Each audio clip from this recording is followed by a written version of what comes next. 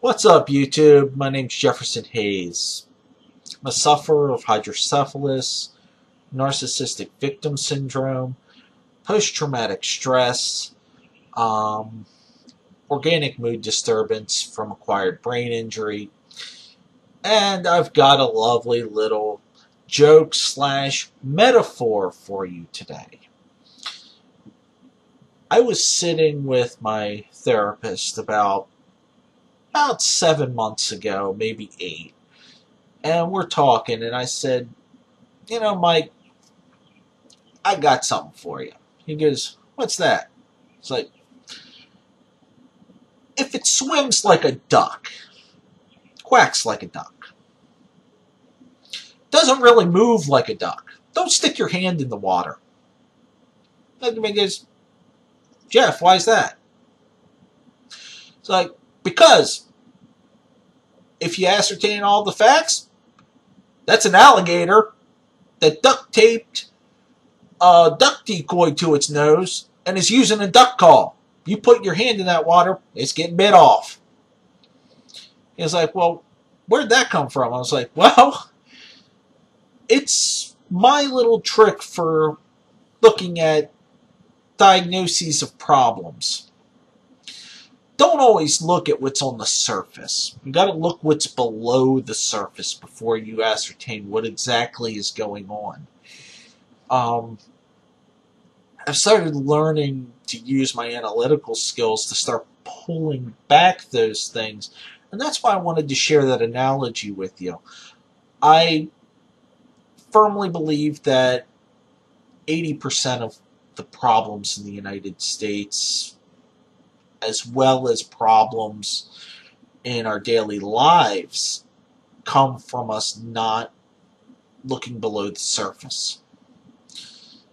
What's below the surface sometimes is more ugly, more seedy, and quite frankly, more murky than we could ever fathom. I can tell you in my life, I have been through misdiagnosis that most people would not be happy about. If you're misdiagnosed, say for instance, you're misdiagnosed with cancer, and then come back and say, hey, you don't have cancer. You're like, yay! Then you're like, hey, we misdiagnosed you with schizophrenia. You're not crazy. You're sitting there going, you had me believing for 13 years I was crazy. I lost 13 years of my life, 13 years of a career, 13 years of this, that, and the other, because you made a mistake. Yeah, you'd be a bit angry too. I know I was. I was also kind of angry that no one thought to check my shunt. That probably should have been the first thing to be checked. According to my neurologist, she's a bit baffled how that happened too, but then she said there are a lot of people in the field that are just idiots. Or as my one friend Roger likes to say, they suffer from the permanent ID10T error.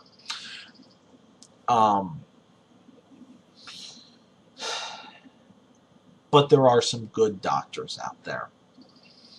I know my neurosurgeon, my therapist, and my neurologist, they're pretty good people.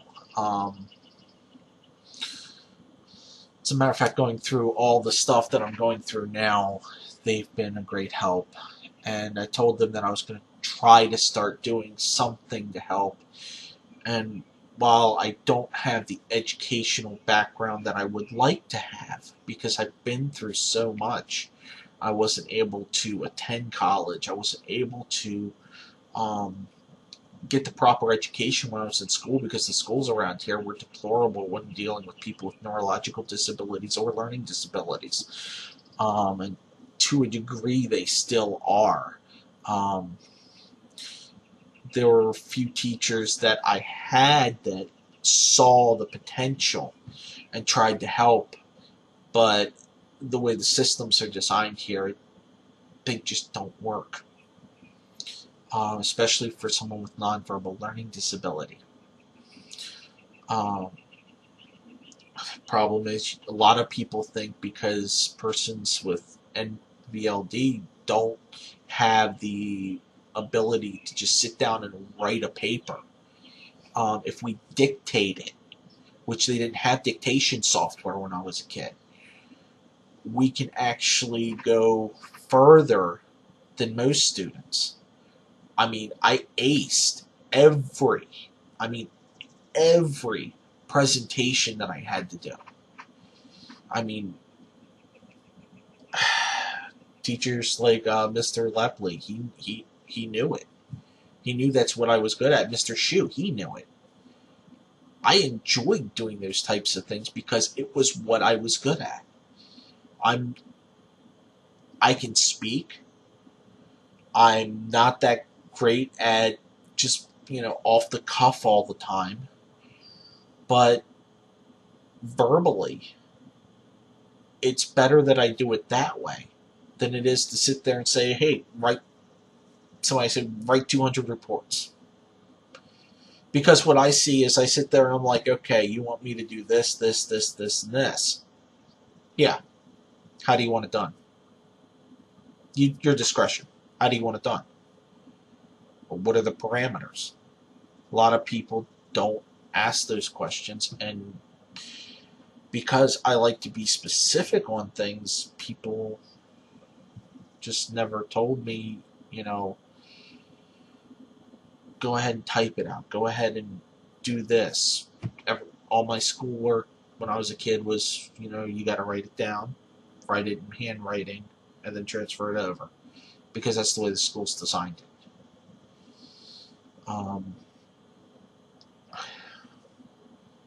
And I didn't mean to rant there, but it kind of had to be said because it's a source of great deal of frustration for me.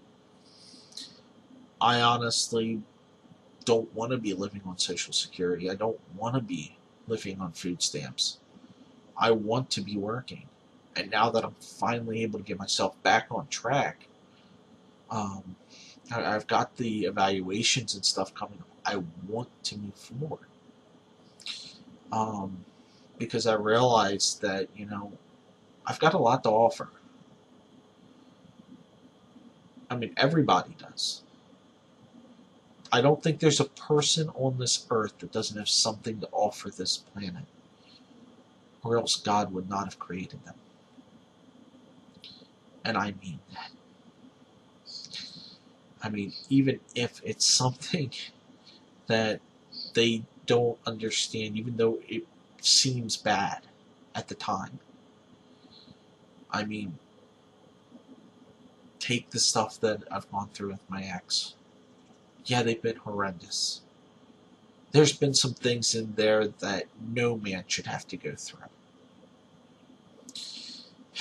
And I can tell you, if you're with a narcissistic partner and you're sticking around for your kids, get out. Get out of the relationship. You don't deserve it. And it's not you, it's them. That's the only thing I can say. And that's a positive that I take from my relationship.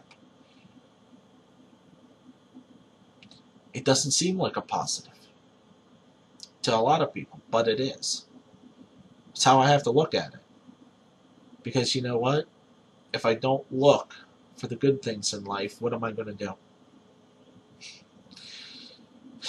I'm going to probably end up curled up in bed, depressed, because I let it happen. But I don't have to. And I hope that this video series not only helps people who have suffered through misdiagnosis, medical issues, or relationship issues, that it can get better, that if you work hard, it will get better. It won't be overnight, trust me. It's been, let's see, today's the 5th of July. Um, it's been since the 28th of January for me. And all I can say is this. It's been some good roads, some bad roads. I've taken some paths I wish I wouldn't have taken.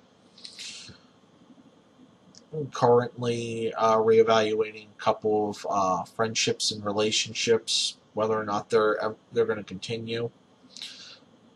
Because I've learned to look at patterns of abuse, patterns of neglect, and I bring it to the person's attention, and if they don't see it, if they don't see what's going on, whether it's on my end or on their end, that if you don't want to repair it, or if there are too many red flags in a relationship, even if it's just beginning, that it's best to pull out immediately. Don't wait. The reason is because you do not want to have that type of person in your life if they are toxic. Because all it's going to do is make you bitter, angry, and resentful of relationships in general. Up until May, that's how I was. Bitter and resentful. And you know what? That's not giving other people a fair shot. And I hope that people viewing this will understand it. And I know it's gone on a good bit longer than I had anticipated. I only anticipated maybe making a 5-10 minute video, and here we are. Because I've got a lot to say. And I'm going to save some for later this week. I'm going to try and do 2 a week, get better each time. And I want to give a shout out to Ollie Matthews and Boogie2988. You guys have been an inspiration for me, and I want to thank you guys.